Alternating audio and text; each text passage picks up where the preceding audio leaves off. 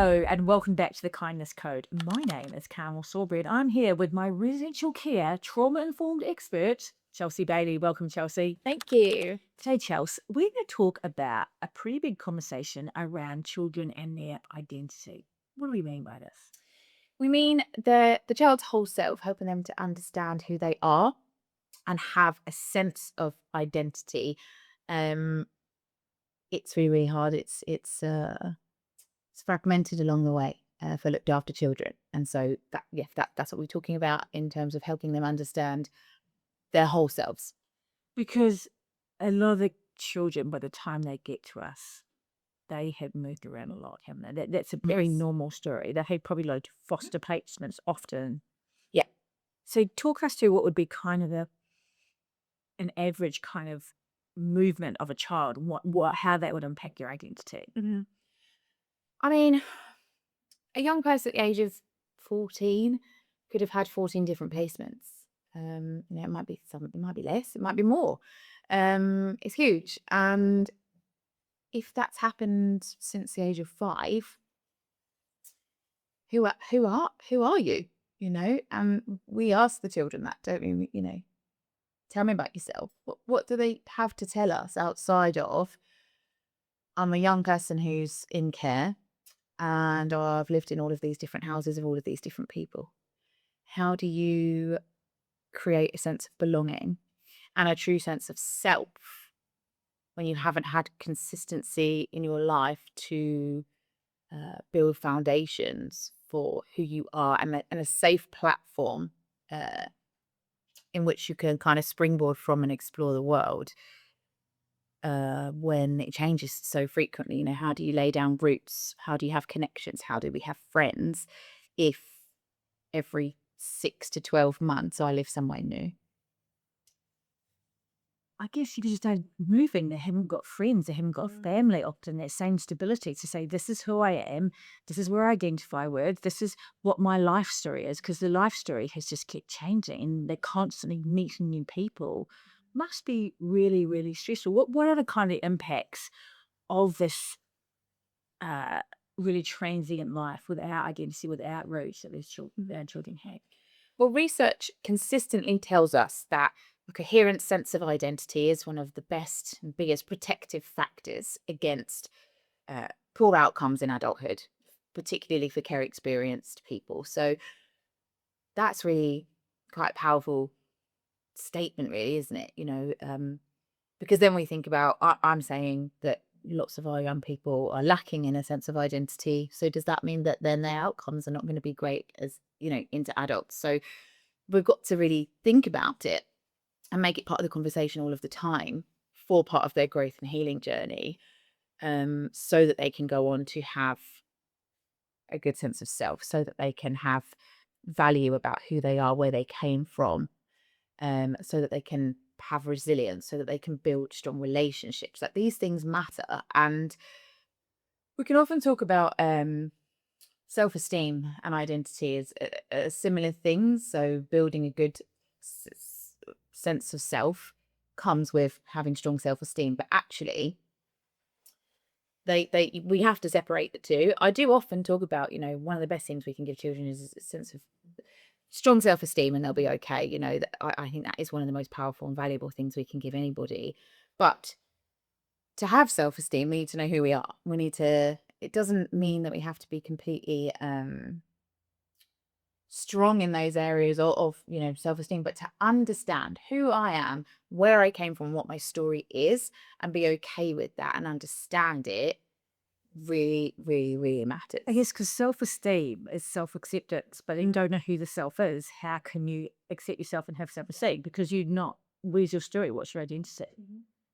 So really, really important. I'm guessing, like most of the conversations, we understand how important it is. I mean, we need some theory on what to do, but I bet it's more difficult. They're quite difficult conversations to have. And are they conversations? How do we allow our looked after children to start creating their story and their sense of identity? Yeah. It's a really big question. So if I said to you, "Come who are you?" It's probably not the most easiest thing to answer.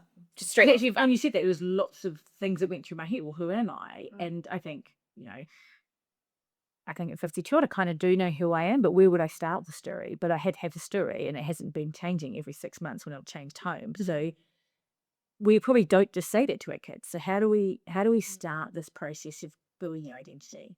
Well, we do need to ask the questions, but we shouldn't expect them to know the answers.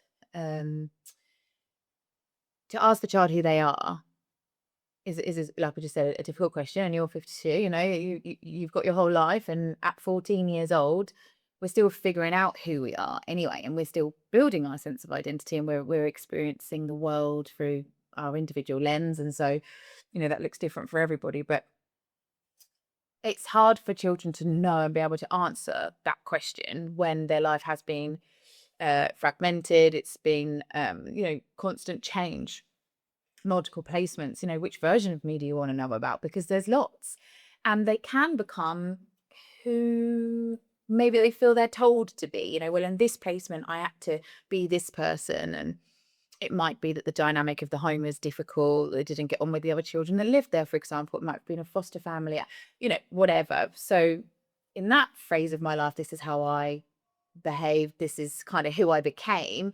But then when I lived in this placement, it was a little bit different for me. And we can, as adults and people working in a care sector, assume that we know the child because we're given all this information about them that they don't even probably know themselves. We're given notes, referral notes, information, chronologies about what their life looks like, where they've lived, the people that they've lived with. So we feel like we've got a sense of them, but actually that's a little bit naive of us, and we shouldn't just be looking at the notes and the information. It's helpful for us to understand their experiences, but it doesn't necessarily completely tell us who they are. So we have to break it down, and we have to show an interest, but we don't have to be really sort of hard and fast. So who are you, and tell me about yourself, and then we're going to just run with that. They're still exploring it, and they're still figuring it out. But paying an interest is really, really important, and listening in. And sometimes you might feel like children are telling you things that don't really match up to what we know to be true. You might think, well, I don't know that did happen, or whatever. But sometimes they've created their own sense of reality because, one, they might not remember. It may have been traumatic, and as a result of a traumatic experience, that's being blocked out, or they just don't want to remember that to be their truth, and so it's being recreated to feel easier, to feel more comfortable, to feel like they do better understand themselves. So we don't push against that. It's okay if that's what you're telling me. It's okay. I'm going to lean in and I'm going to listen. So just paying an interest from the beginning is really, really important in just who they are. What do they like? What are their interests? It might be as small as what music they like to listen to, and what clothes they like to wear, for example. We're going to embrace it. We're going to let them experience those things, that we talked in an earlier episode around autonomy and control. And we might see a lot of self-expression through things like music and style choices and things like that, because they're exploring their own personal identity. But underneath it, we're going to talk about things like life story. And if I was to ask you, like I just said, who are you? Or tell me about yourself, you're probably going to tell me about where you grew up, where you were born, what your childhood home looked like. And you might be able to describe exactly what that looked like in your bedroom, and who the people were that you went to school with, and some of the lifelong friends that you have. But our children don't necessarily have that. And so life story work is a really, really important part of their identity. It feels like it'd be quite a difficult conversation, asking about their childhood, because are we on some level re-traumatizing them? Like, I just curious, if I was working with a child, like how do we get the opportunities to ask them, and how do we do it in a way that doesn't feel judgmental and doesn't feel like we're making them think about things that maybe are quite unpleasant? So there's lots of different ways we can do it, but we're not going in asking, tell me about your childhood, or, tell me about what it was like when you were 10, those kind of quite confronting questions. We're not going to do stuff like that. But what we might say is, for example, who are the most important people to you? That's going to help us understand. It might be mum, dad, siblings. It might be a friend.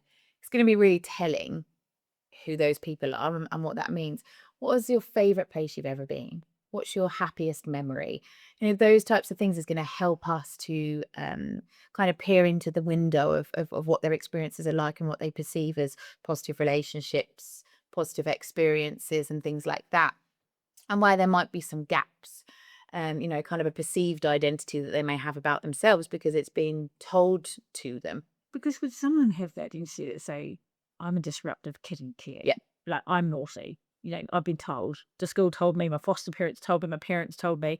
The whole narrative is there's something wrong with me because I behave in this way, I end up in care. So I feel like a lot of them would have that kind of identity because that's what they've been told explicitly and implicitly most of their lives. Yeah, it's true.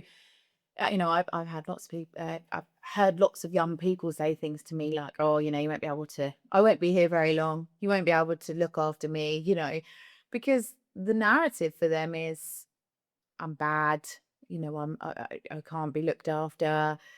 You'll get fed up of me. Whatever." So you're right. The perceived identity or sense of self is that I am these things. I am labels, and that's not what an identity is. An identity isn't a label. It's who you are. And even sometimes, like we talk about personalizing a bedroom, for example. Young person moves in and we say, well, how would you like to decorate your bedroom? And often I see children, I don't want to, I like it exactly as it is. And it's a big ask. We're asking a young person to decorate their room, to tell me what your favorite color is, what posters might you like on the wall, whatever that might. And then they've maybe never had their bedroom decorated for them before, or they don't know. I've had loads of different bedrooms and I just move into a new one and I just live there until the next one. And so, those things, those little personable moments are really, really important to be able to say that, no, this is for you. Like, you pick whatever you want that to be.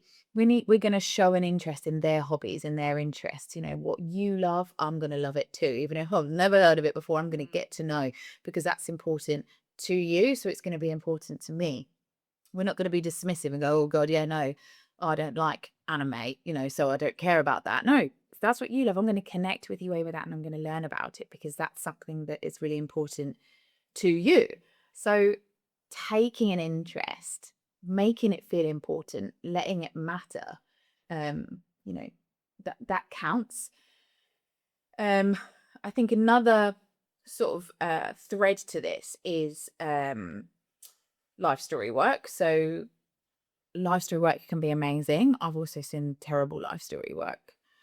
So this again, so just kind of going back, so the opportunity to ask for positive reinforcement or ask questions in a way that gives positive reinforcement. Well, who's your favorite person? Where's your favorite place? Your favorite color? Your favorite music? So it's framing out the good stuff rather than kind of thinking, you'd be kind of curious as well, but I guess it's quite a fine line on being interested in validating the child and actually asking the wrong things. And then again, in life story work, because even though we might know part of your story, we don't really know your whole story. So how do we? It just feels like it's quite a.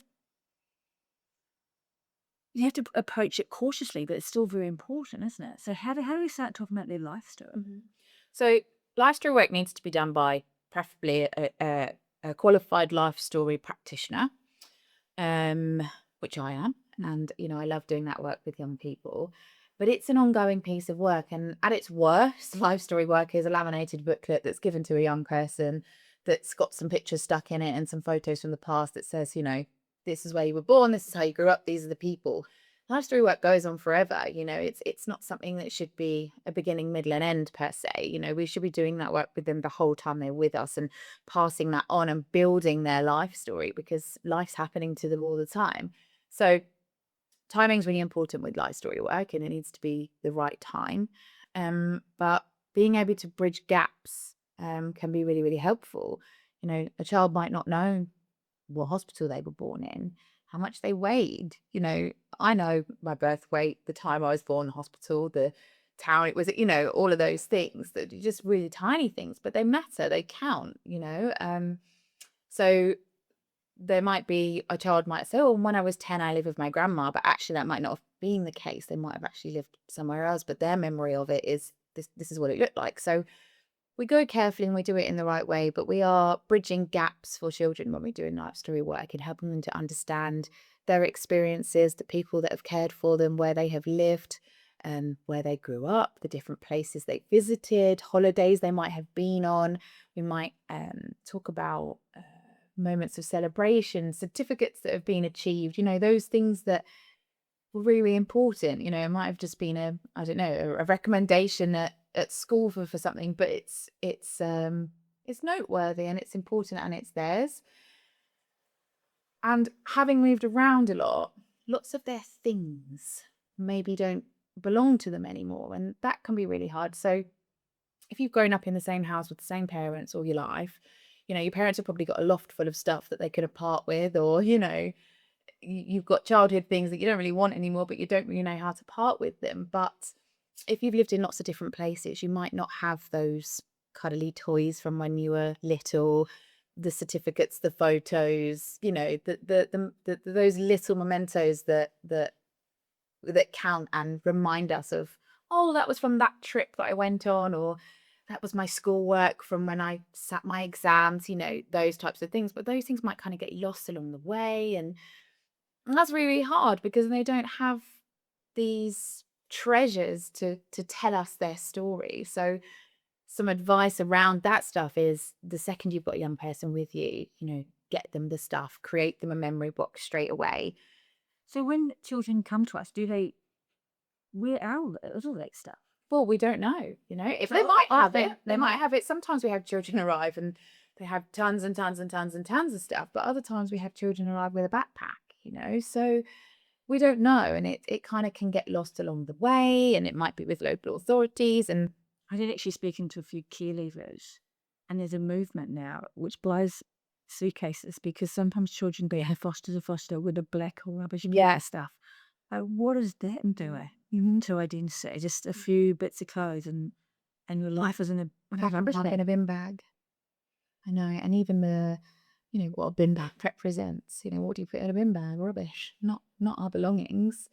So yeah, it's devastating. I'm quite interested that we do the work of helping him look back, because my instinct would to be so cautious around that, to be scared of it actually, as me. If I was an adult working with a child in care, I'd be really concerned about saying the wrong thing. Yeah. Or giving them space to have memories that were deeply unpleasant, and then not knowing what to do with the memories that came out. Does this happen very often? Yeah, it can. And actually, I think that feeling of being a bit too cautious, that's probably very common. And I think, people don't want to get it wrong, or they don't want to say the wrong thing or trigger a difficult time. But we're not asking those very direct or leading questions. We're just saying, what do you want to share with me? And what do you remember? And what do you want to talk about? And that's okay. And that's important. And I think cultural identity is something that we should talk about too, because that comes into it, So in our homes, we are in rural Suffolk, and so we're in the countryside, and we might have young people that are from more rural backgrounds, more culturally diverse settings, for example. And so when we are welcoming a young person into a home, we can have this approach of, well, we just treat all of the children the same. It doesn't matter their identity, their background, where they're from. But that's not true. It does matter. And, that young person that turns up, are there people that understand me, that look like me, that, understand my culture, my faith, my beliefs, whatever that might be. And those things really, really matter and really count. And we have to be able to tap into that and celebrate it in the way that is comfortable, that for the child, and make it part of our everyday, not just it doesn't matter, or everybody's just the same, because they're not. And that can be quite challenging, to live somewhere new that isn't where you're used to, that isn't your hometown, that isn't what's familiar to you, and feeling quite misunderstood, or like you don't fit in, for example. Those things are really, really important, and they can carry weight. So we shouldn't be afraid to kind of go in with the recognition for individuality and celebrating all that comes with. Because we actually one moved on to foster care, but we had a child of Ghanaian descent and Caribbean. And so they were both quite, especially in, I say, rural Suffolk, they were very conscious that they had a different cultural background. And we really did a lot to help work with them. We helped them get their hair done appropriately. And when our teen, they learned about that. But yeah, that was actually an example. It was a very obvious sense of who their identity was and how important it was to protect that.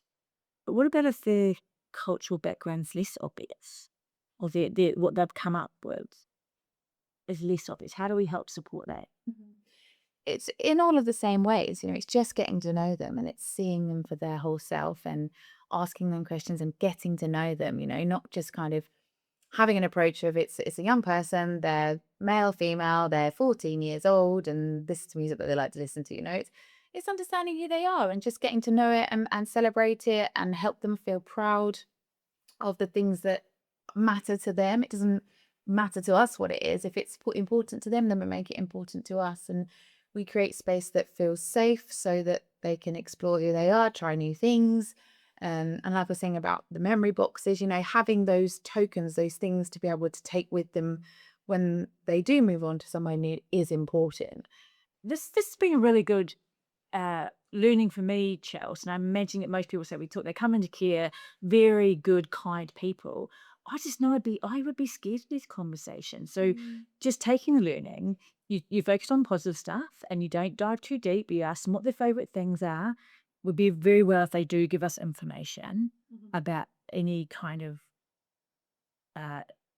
anything they've told us about their childhood, and we listen to their stories, even if we think that maybe the stories is something that they've had to invent to help them deal with whatever trauma they've had. And I feel like that it feels very challenging, and then we've also seen how important the research is that we do the identity work. So it feels quite scary actually, because what if I open a can of worms that I don't know what to do with? Because that's what I would feel as a new youth mentor working with a child. So what else do people need to know when they're working with kids on making sure that they're brave enough to do the work but gentle enough to do it well? Yeah. Yeah, that's a really good question. And I don't want people to be scared of this because it's so important. I want every child to feel seen, valued, heard, respected, and understood and comfortable in their skin. Whoever they are, become, want to be, that is okay. And who they may have been, and that they don't feel like they are now, that matters. And so we don't have to do anything too major. Like I said, there's a time and a place for life story work at the right time in the right place. But as an adult that's working with them day to day, just asking them, what do they like? What are you good at? Who's important to you? What matters to you? Putting their voice at the center of it, it's really easy, and that's not, you don't have to hold it back of your mind, okay, I'm really learning about their identity and I don't want to say the wrong thing. We're just getting to know somebody, and you would ask anyone, if you met someone down the pub, you might ask those types of things, and it's not really any different. So it's almost like aiming on asking them like you're really curious about any friend or new person you've met, but just allowing them the space to tell you who they are. And I guess when they start verbalizing, they're starting to help create their own identity, and we lean into the stuff. And then you're saying also, then if it's anime, which I know as me, I wouldn't be hugely into it, but actually that's what we've got to do. We've got to validate what they're into and what they value. And remember it and come back to it. We have to return to it and build on it over time. So it's not just oh, cool, and then we move on, and being able to say, I saw this and thought of you, or oh, I think you really love this because of what we were talking about the other day, helping them build on that and learn more things about their own interests or sense of self.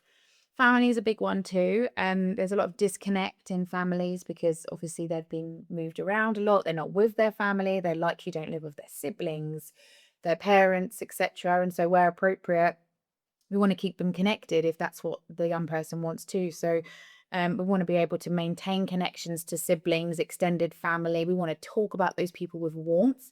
And I think that's really important. And we mustn't, I suppose, you can form your own opinions on maybe some of extended families and their input, their involvement, etc. But that's actually not for us to do, and it doesn't matter. the people that are important to our children become important to us, and we have to go in with openness, kindness, and love for all of them. And we're going to speak about those people with kindness and warmth to the children so that they feel safe in talking about those people too, and they're not carrying any embarrassment or shame around what those relationships might have looked like previously, or, that kind of thing. I interviewed Sam Gardner. Don't know if the podcast has come out yet, and he's a care leaver who had a well, I think all care leavers had a pretty tough time with his mum and dad, and he spoke so highly of his mum. And I think that's what we've got to understand. These kids, no matter what trauma they've been through, there's a very high likely they still love their parents Of and still course. love their family, and it feels that it wouldn't be your natural instinct, but actually, especially if care leavers, because it's really important that they know that their parents love them and are the best with the skills they had, but Yeah. maybe it just wasn't quite enough. And I think probably when you're working with a kid, obviously I don't think people would be judgmental, but I think it was in the back of your mind, it might come through. So it's so important to know that most of these kids still love their parents. Yeah, totally they do. And I know, I've had, years ago when I was a home manager, I loved getting to know the parents that were involved with their children. And, they might sometimes have said things that I would think, oh, that wasn't the most brilliant thing for you to have said in that moment or whatever. But, being able to say to a young person, oh, I've been on the phone to your mum all morning while they've been at school. And they say, what have you been on the phone to my mum for? And I say, never you mind, we were just catching up. It is such a feeling of warmth for that young person. I can feel the connection in us, the silent connection in us by having that conversation, because that young person is going, oh, you like my mum? Brilliant. What you've two been talking about then? And I say, nothing. You're just catching up. We're mates.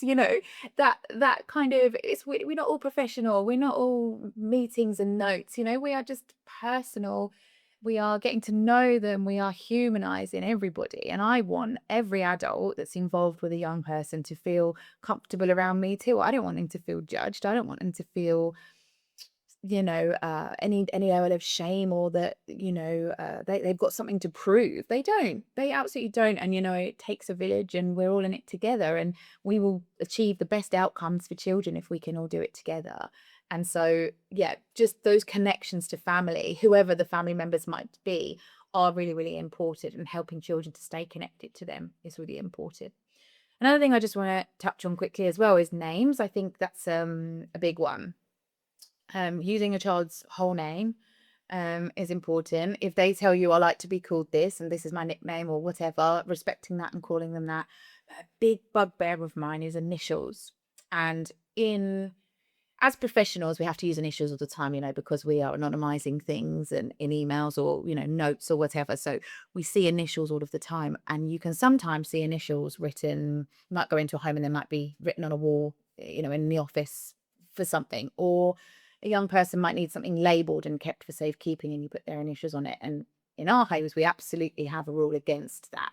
You are not CS, you are Cardinal Salisbury, and that is your name. And if something belongs to you, that's what I'm going to write. I don't want children to see that they are an initial. And it might feel like a really small, silly, insignificant thing, but it's not. It's massive, and they have a name, and we must use it, because it's another reminder that they are a looked after child, that they are somebody's job, that and they're not. That's not true. And it's not, nobody's doing that to be thoughtless or unkind. It just sometimes is, it just happens. And in this industry, you can start to use lots of mumbo jumbo jargon that we have to move away from, because it really, really matters. But using names is really, really important. And I guess doing it, it's really important that we use initials on official documents and different things. So it's a kind of a flip, but remembering that at the end of the day, that child is it's their identity preservation. It's who they are, and we're gonna respect that, and we're gonna empower you by saying that is your name and that is who you are. So yeah, please out there, stop using initials if you're doing it. And like I say, no one's doing it to not be kind, but it does make a difference, and it's impactful. So we are also, I actually didn't realize we did so much work to help put their life story together. I know we've got to be careful, it's a special skill, but on an everyday, the adults working with our kids can start building up their identity. But what we can also do is however long they are with us. I used to say we're a piece of their jigsaw with their whole life. Let's make it some really good pieces, some really loving and kind and memorable bit pieces. So we are pretty good at taking the photos and creating memories in the time they're with us, aren't they? Yeah, and it's really important because we want our children, they might be with us for 6 months, they might be with us for 4 years. I don't want them to not have memories of that time. And, it might be that they look back on it and it not for a while feel like a memorable time because they would rather be living at home or closer to home or somewhere else. But there are so many things to celebrate and it is part of their life, regardless. It's part of their story. And they should have something where they can look back on it. And actually, in our homes, we're using this amazing platform. It's called Storyteller. And it's an online platform, and each young person has their own profile on it. And It's a digital vault. it's a digital vault. Super scary.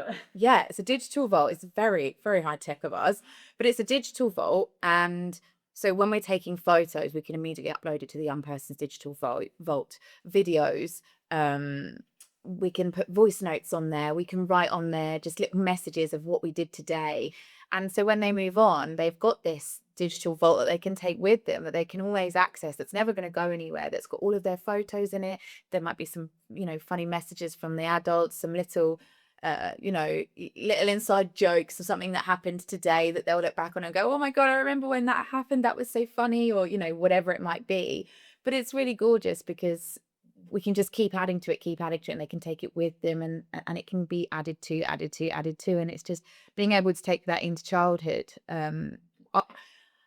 We have to make sure our children are leaving with memories and substance, because we don't want our young people to become adults whose life story is files of notes. And in one of our trainings that I deliver, I opened with a TED talk of a Scottish lady who's care experienced, and she pulls a cloth over from a table and she says, when I left the care system, this is what I left with. And it was a huge folder, like huge. And it was just case notes and reports. And she said, I didn't leave with photos. I didn't leave with cuddly toys and things. I left with notes, with opinions, and it's true. And our children can access all of those things, but that's not who they are. That is something that they were experiencing at the time, something that they were going through. But we don't want our children, when they are older, to look back and they just be notes. And similarly, I watched an amazing TV show. I think it was BBC, and it's called Alma's Not Normal. And it's a lady who, again, was care experienced, and she's navigating adult life and what that looks like. And she's going for a job, and she has to, it's something to do with her identity, and she has to find some documentation that she can't find. So she has to go to the local authority and say, I need all my files because I need something for this job that I really, really want. And then she gets these huge boxes delivered to her door, and she's sitting on her living room floor and she's reading through them.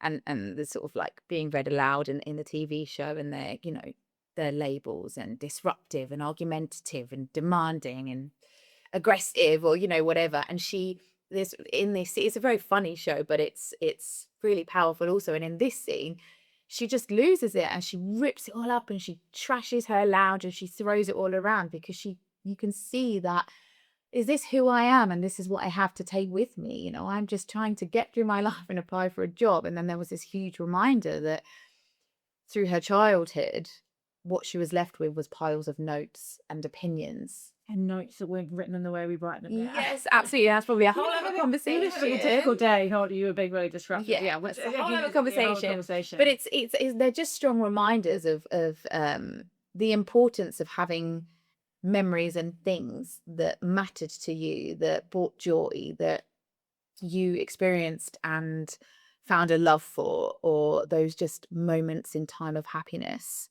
in a period of time that might actually have felt quite difficult to navigate, and you're figuring out who you are, and connections with other people and connections to the world around us and how we connect to it is what helps build our identity. So we have to help our young people connect in those ways. I love this. Another learning for me, Chels, that how important it is to help put their story Because I guess identity, I kind of thought, was making them feel comfortable themselves and helping create the memories while they're with us, but not very gently doing that work to help them accept who they are.